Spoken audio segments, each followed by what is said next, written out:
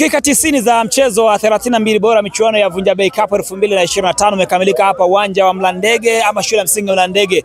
Vijana wa Isakalilo FC wakipata ushindi wa magoli 2-1 dhidi ya Eagles. Niko na kapteni wa Eagles hapa, atatueleza namna ambavyo wamepokea matokeo haya na utayari wao kwa ajili ya mchezo wa marejeano. Kapteni, tuambie majina yako na pole kwa matokeo. Asante, naitwa Atanas Alexander Shabu. Matokeo ndo hali ya mpira kwa sababu sisi tumejiandaa na wao wamejiandaa pia. Hivyo basi wao wamepata leo pointi 3 kwa kufunga magoli 2-1. Mistake tu ndogo zimetokea ndio maana wamepata goli hilo. Lakini tunatumaini tujipanga kutokana na mchezo unaofuata kwa sababu unajua mchezo huu raundi 2, raundi ya kwanza imeisha dakika 90 za kwanza, nadhani kuna 90 za pili na imani tutapata matokeo na mambo mengine yataenda vizuri kabisa. Kipi kilikuwa kigumu kwenye mchezo kwa cha kushinda nyewe kupata goli na kushinda kuzuia goli la pili?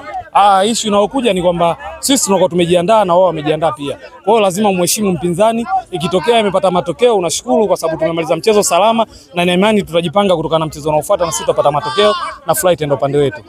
Naelekea tena katika mchezo ujao. Asante. Asante kapteni huyo wa timu ya Eagles akieleza kila ambacho kimetokea kwenye mchezo hii leo. Sasa naungana na kapteni wa timu ya Isakalilo FC kusikia pia mtizamo wake baada ya mchezo hii leo kuweza kukamilika. Kapteni, hongera, mmepata matokeo mazuri katika mchezo leo. Tuambie majina yako kwanza na timu yako. Kwa jina naitwa Barnaba Carlo Mlomo, kapteni wa Isakalilo FC. Mimi nishukuru wachezaji wangu kwa kupambana kwa sababu huu ni mtoano bwana. Wezi simdharau mtu. Tulivyokuwa tumetegemea kama watakuja, wamekuja tofauti kiukweli. Wametusurprise vibaya.